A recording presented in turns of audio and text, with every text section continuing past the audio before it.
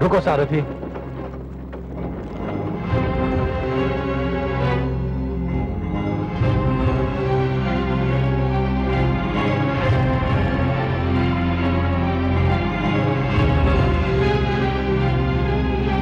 पुत्र विरोचन, पुत्र विरोचन, पुत्र विरोचन,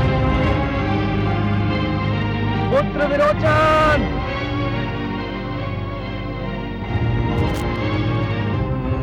अरे, यह तो पुत्र विरोचन का अश्व है।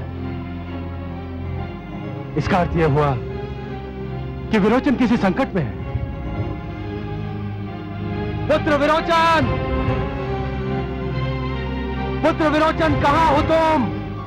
देखा कमल नयन, मेरा पुत्र अपने युवराज के लिए कितना व्याकुल है। महादेवी, यही तो पिता और पुत्र के संबंध का सौंदर्य है। पिता अपने पुत्र से कितना स्नेह करता है, इसका ज्ञान तो उसे तभी होता है जब वो अपने पुत्र के कष्टों को देखकर व्याकुल हो उठे।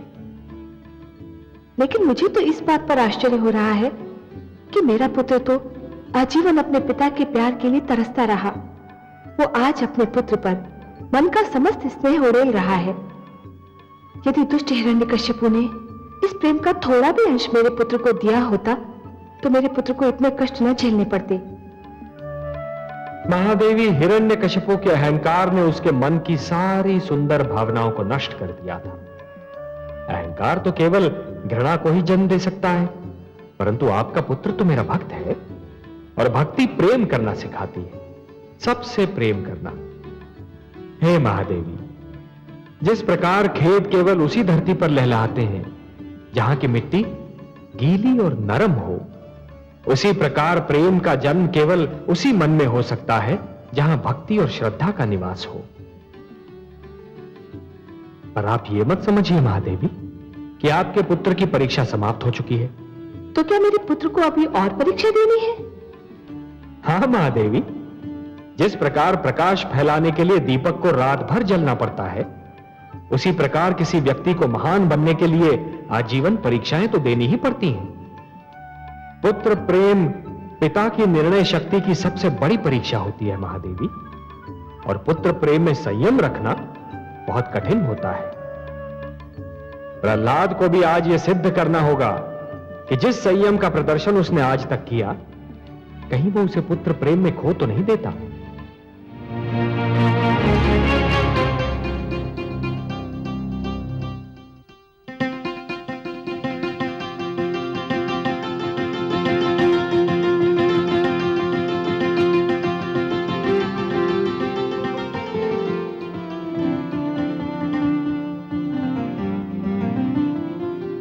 हे आदित्य देव, हे विष्णु रूप, जिस प्रकार आपकी किरणें मुझे छू रही हैं, यदि मेरे पुत्र तक भी पहुंच रही हैं, तो कृपा करके उसे मेरा यह संदेश दें कि मैं उसके लिए बहुत व्याकुल और चिंतित हूं, बहुत व्याकुल और चिंतित हूं।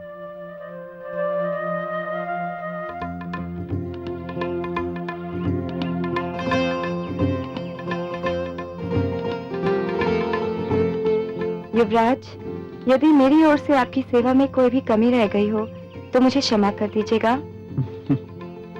तुम्हारी ओर से तो कोई कमी नहीं हुई है देवी, किंतु कुछ कम अवश्य लग रहा है। क्या कम लग रहा है युवराज? लगता है मैं कुछ अपना यहाँ छोड़े जा रहा हूँ।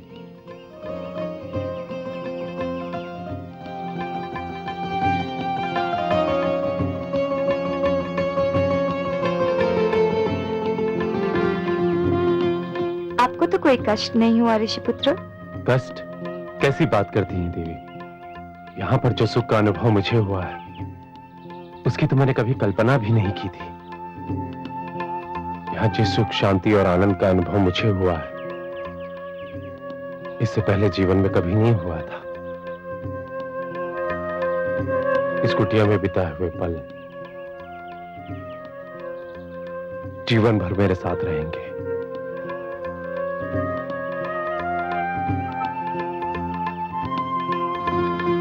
देवी, तुमने हमारे लिए जो कष्ट उठाए उसके लिए तुम्हें अनेक धन्यवाद।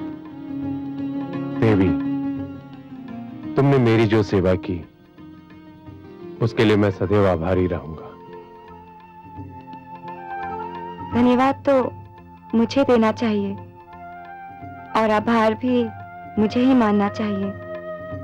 मुझे आप दोनों जैसे महान व्यक्तियों की सेवा का अवसर जो मिला। आइए मैं आप दोनों को अपने मार्ग दिखा दूं।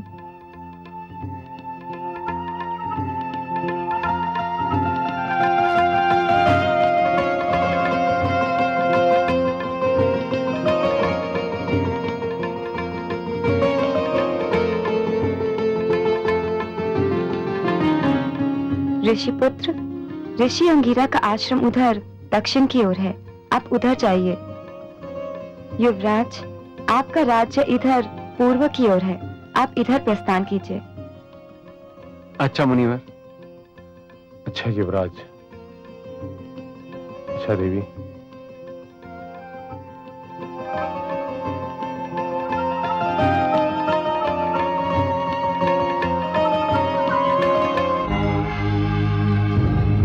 पुत्र विरोचन,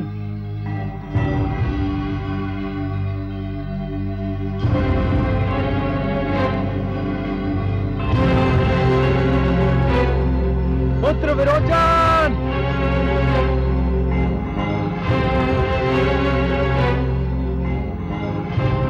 कहाँ हो तुम पुत्र?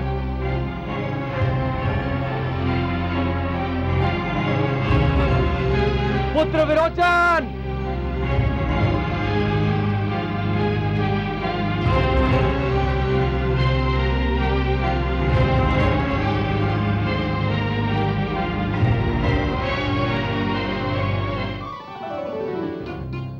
पुत्र विरोचन,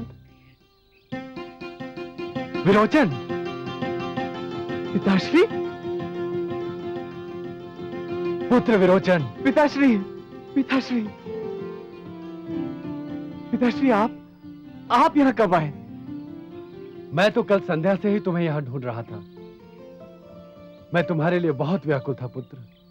पिताश्री, मुझे ज्ञात नहीं था कि आप मेरे प्रति इतना स्नेह रखते हैं। आपका ये पुत्र प्रेम देखकर मुझे गर्व हो रहा है।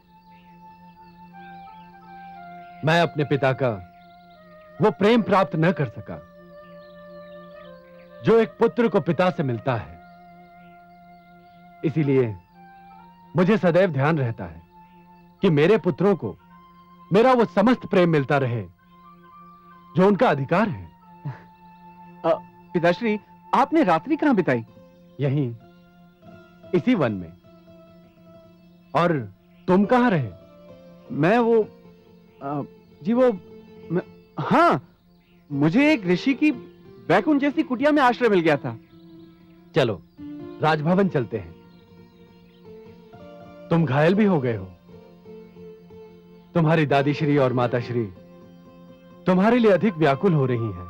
हम शीघ्र न पहुंचे तो वो और अधिक व्याकुल हो जाएंगी।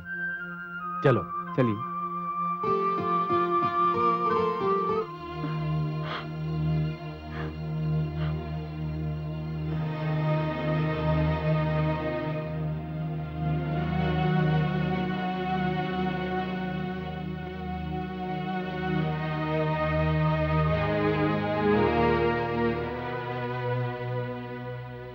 गुरु शुक्राचार्य ने जब पौत्र विरोचन को आखिर पर जाने का आदेश दिया था, तभी मेरा मन दुविधा में पड़ गया था।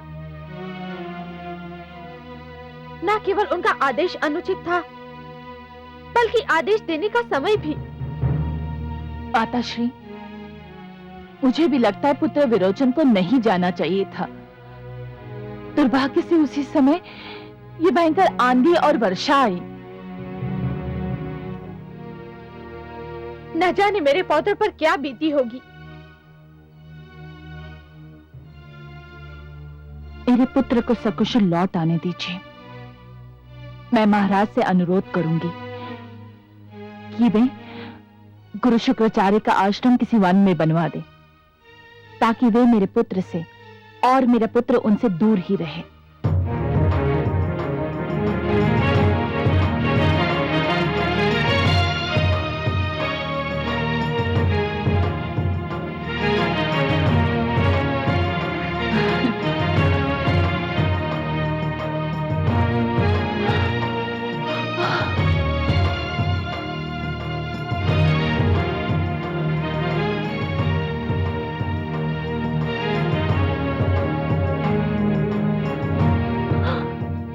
ईश्वर, ये क्या हो गया मेरे पुत्र को?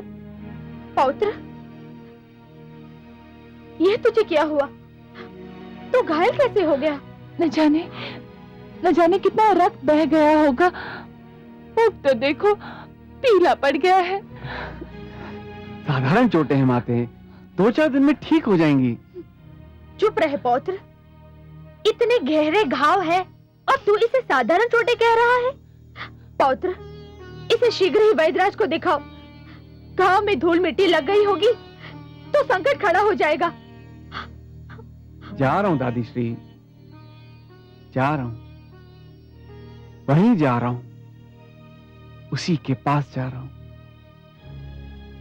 जिसके पास इन घावों का उपचार है।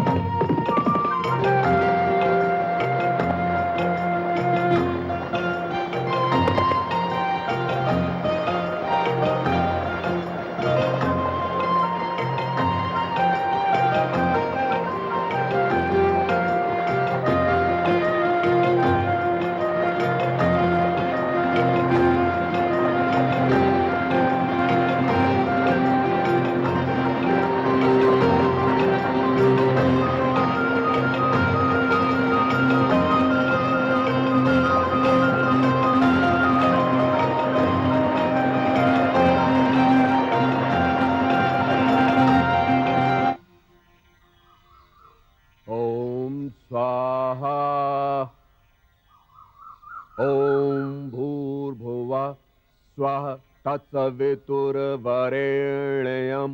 भर्गो देवस्य धीमहि धियो यो नः प्रचोदयात्। स्वाहा। अग्नि को संविदा दो पुत्र, पुत्र संविदा दो अग्नि को। पिताश्री, मैं क्षमा चाहता हूं, मैं किसी की सोच में डूबा हुआ था। किस सोच में डूबे थे पुत्र? पता नहीं पिताश्री, मैंने जाने क्या सोच रहा था। तुम सोच भी रहे थे और यह भी नहीं जानते कि क्या सोच रहे थे? फिर तो समस्या अत्यंत ही गंभीर है पुत्र, क्योंकि आयु के जिस मोड़ पर तुम हो उस मोड़ को वर्षों पूर्व मैं पार कर चुका हूं और ये भलीभांति जानता हूं कि इस मोड़ का पथिक क्या सोचता है। फिर भी कुछ बताओ तो पुत्र। ऐसी कोई बात नहीं है पिताश्री। यदि कोई ऐसी बात है पुत्र जो बताई नहीं जा सकती, तो मेरा परामर्श है कि उसके विषय में सोचना ही छोड़ दो, क्योंकि फिर वो पाप के अतिरिक्त और कुछ नहीं हो सकती। और यदि वो पाप नहीं है तो मेरी ये बात भी मानो पुत्र कि पुत्र के विचारों का भागीदार पिता से बढ़कर और कोई नहीं हो सकता। क्या बात है पुत्र?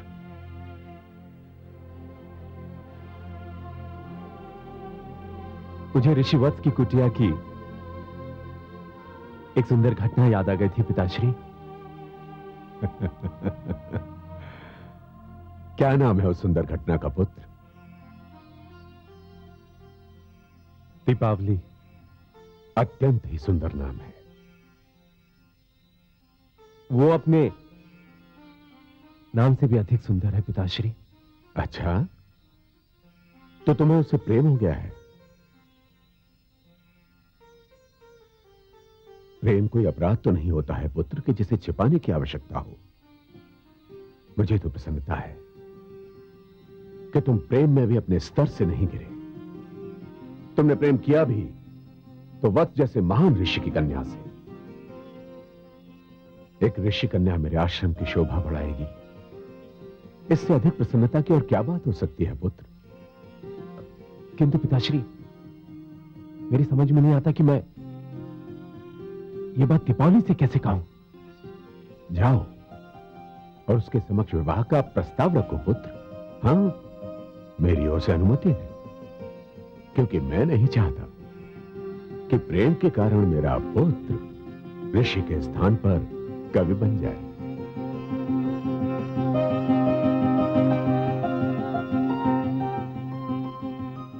कवि तो मैं बन गया हूं पिताश्री।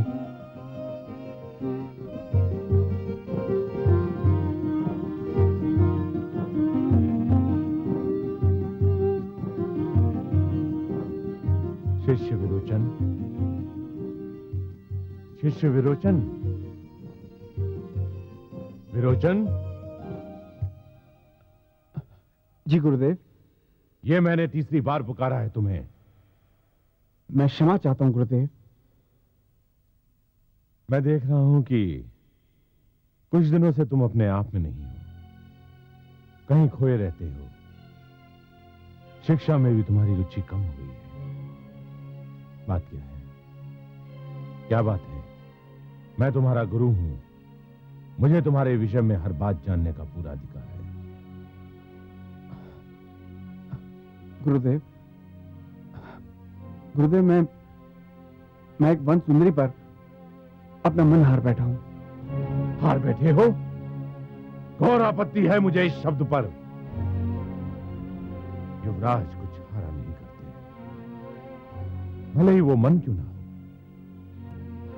जो हारते हैं उन्हें युवराज कहने का तो क्या, युवराज समझने का भी कोई अधिकार नहीं है।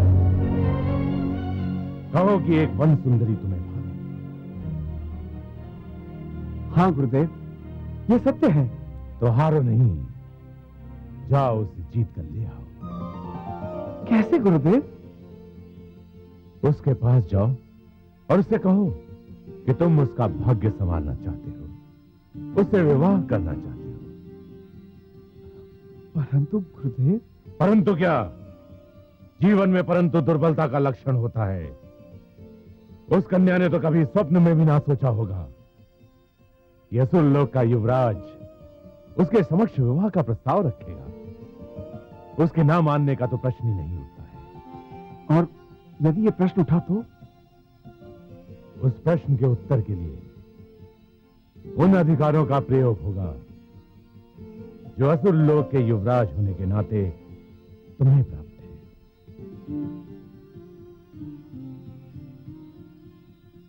प्रेम में शक्ति का प्रयोग करना उचित नहीं गुरुदेव। ऐसी बातें कवियों को शोभा देती हैं, राजकुमारों को नहीं। राजकुमारों को शक्तियां इसलिए नहीं मिलती हैं कि एक साधारण सी कन्या उनके प्रस्ताव को अस्वीकार कर दे और वे सिर झुकाए चुपचाप खड़े रहे। जाओ उस वन सुंदरी को लेकर आओ। जो आज्ञा गुरुदेव।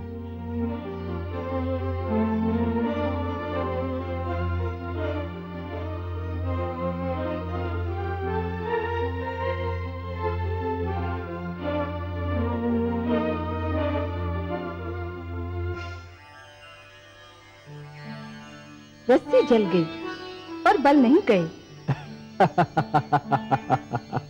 किस बात पर कटाक्ष कर रही है महादेवी? कटाक्ष नहीं कमल नयन, सत्य कह रही हूँ। न जाने कैसे भ्रष्ट विचार लेकर जन्मे हैं दैत्य गुरु शुक्राचार्य। मोर्चे पर मोर्चे हारते जाते हैं, पर अपनी विचारधारा नहीं बदलते। अब क्या कह दिया उन्होंने? उचित परामर्श न देने और अपने शिष्य को उचित पाठ न पढ़ाने की जैसे सौगंध ही खा रखी है उन्होंने। पौत्र विरोचन को उन्होंने ये परामर्श दे दिया कि यदि ऋषि वत्स की पुत्री दीपावली ने उसका प्रस्ताव स्वीकार न किया तो वो अपने अधिकारों का प्रयोग करे।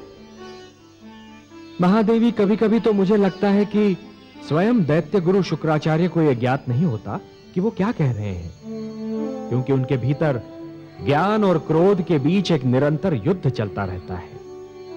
जब ज्ञान का पलड़ा भारी होता है तो उनके मुख से कविताओं के पुष्प झड़ते हैं, परंतु जब क्रोध का पलड़ा भारी होता है तो उसी मुख से अंगारे उगलने लगते हैं।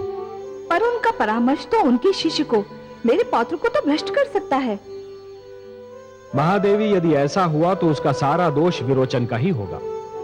गुरु ने तो परामर्श दे दिया, परंतु उसे मानना या ना मानना यह तो शिष्य का कार्य है। आपको तो ज्ञात है कि प्रहलाद के गुरुजन षंड और अमर्क ने भी उसे परामर्श दिया था कि वो हिरण्यकशिपु को ही ईश्वर माने। तब क्या हुआ? पर प्रहलाद की बात और थी। वो मेरा पुत्र है, आपका भक्त है। महादेवी, हर व्यक्ति को अपने जीवन की परीक्षा स्वयं ही देनी होती है, विरोचन को भी देनी होगी। यदि विरोचन के मस्तिष्क में शुक्राचार्य के विचार हैं तो उसकी रगों में भक्त प्रहलाद का रक्त भी तो है। यह निर्णय तो स्वयं विरोचन को ही करना होगा कि विचारों का प्रयोग कब करना चाहिए और कहां रक्त को अपना रंग दिखाना चाहिए। जानती हूँ कमल नयन, पर पौत्र विरोचन तो अभी युवा है और उसे जीवन का बहुत अनुभव भी नहीं है, और वो एक युवती से प्रेम करता है। ऐसे समय में तो उसे संयम और धैर्य का सुझाव देना चाहिए था। उन्होंने उसे शक्ति का प्रयोग करने का परामर्श क्यों दिया? महादेवी, दैत्य गुरु शुक्राचार्य की भाषा में शक्ति और बल का विशेष स्थान है, परंतु परीक्षा तो विरोचन की है। उसे तो यह ज्ञात है कि दैत्य गुरु शुक्राचार्य क्या हैं, कौन हैं, क्या करते रहे हैं, और यदि ये सब कुछ जानते हुए भी विरोचन ने उनके परामर्श को अपनी बुद्धि की कसौटी पर नहीं कसा, तब तो फिर उसका परिणाम वही होगा महादेवी, जैसे उस व्यक्ति के साथ होता है जो ये जानता तो अवश्य है कि अग्नि की ज्वाला जला देती है, परंतु फिर भी उसे छूने का प्रयास करता है। प्रेम भी तो एक ज्वाला है, और इस समय सुधन्वा और विरोचन दोनों ही उसे छूने का प्रयास कर रहे हैं।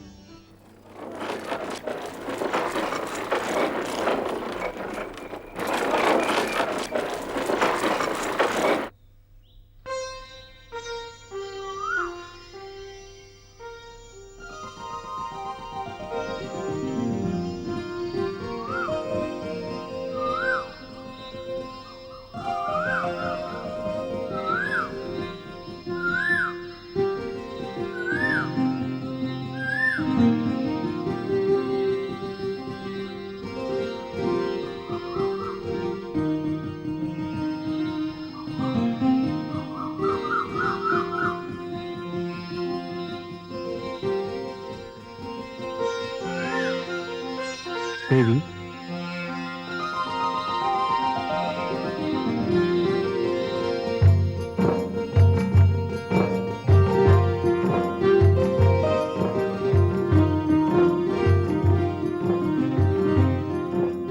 प्रणाम युवराज। प्रणाम देवी। आश्चर्य हुआ हाँ, मेरे समय आने पर? नहीं, इस संयोग पर कि बस एक क्षण पहले मुझे आपका ध्यान आया था और दूसरी क्षण आप स्वयं आ गए। तुम्हें तो मेरा ध्यान अभी आया था देवी।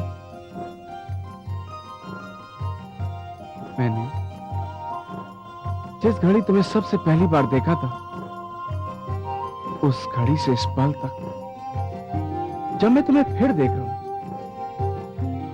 तुम्हारे ध्यान ने मेरा साथ एक पल के लिए भी नहीं छोड़ा। पधारिए युवराज, आपका स्वागत है। कैसे कष्ट किया?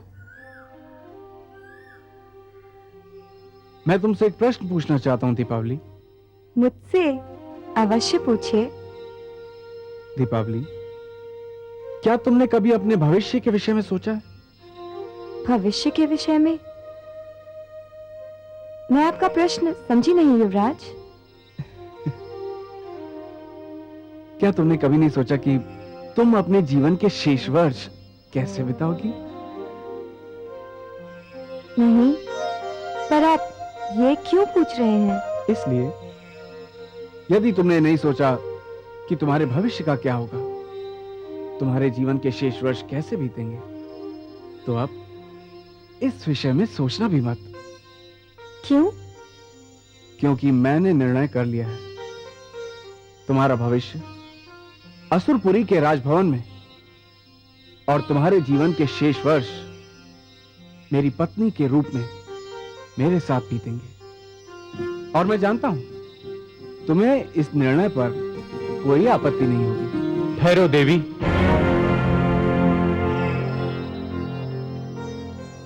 इससे पहले कि तुम युवराज विरोचन को कोई उत्तर दो, मैं ये कहना चाहता हूं कि तुम्हारे नेत्रों ने जो मेरे मन को संदेश दिया था, मैं उसका उत्तर लाया हूं।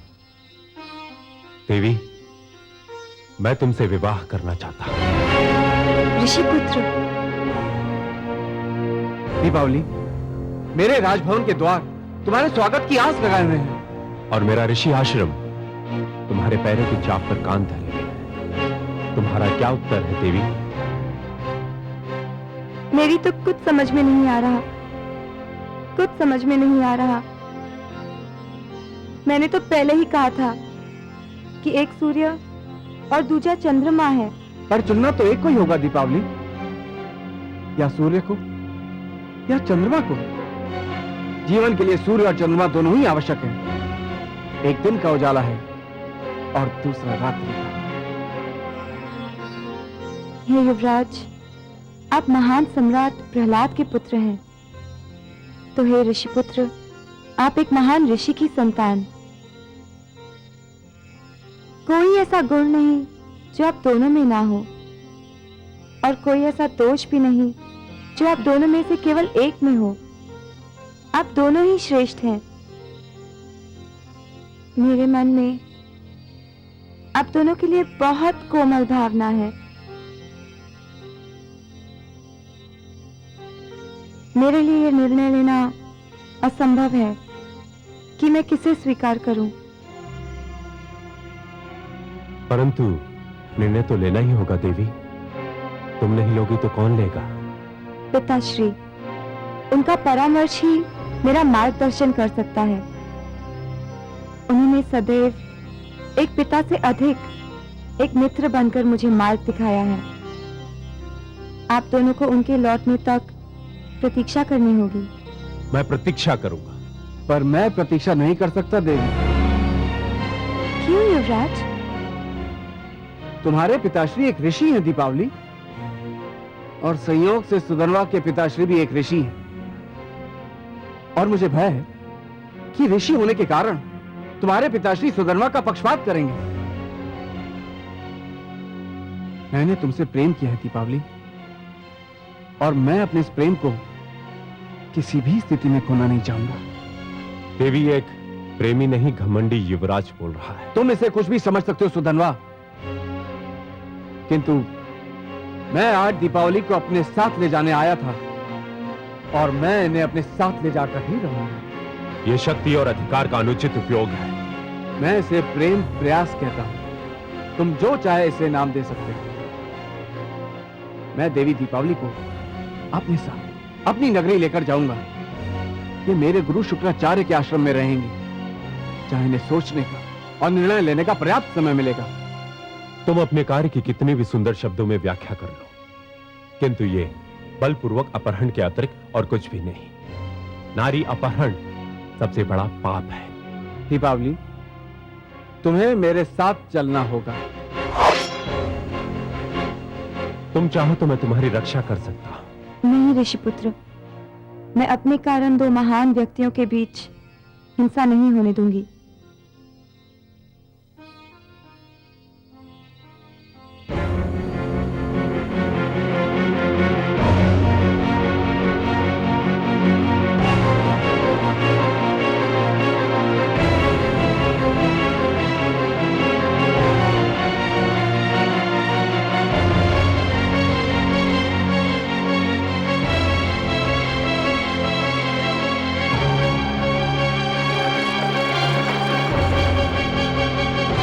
युवराज, ये अन्याय है। तुम अपनी राजशक्ति का प्रयोग कर रहे हो।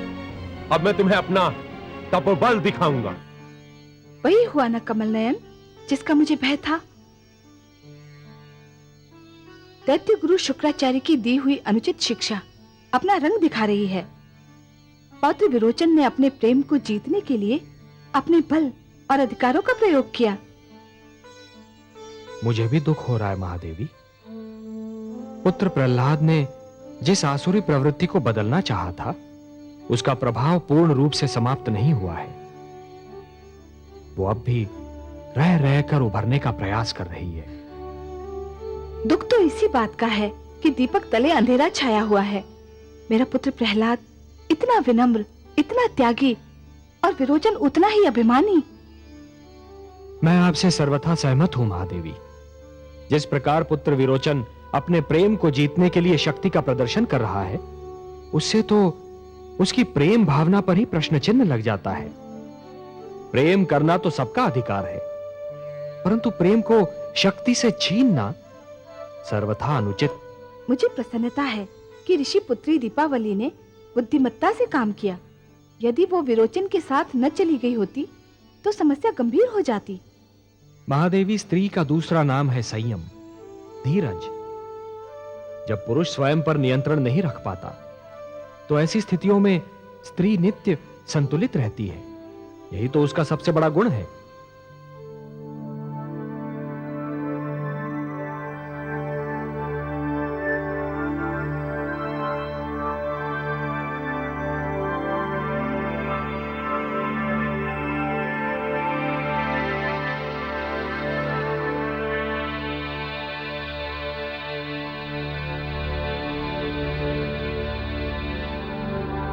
गुरुदेव,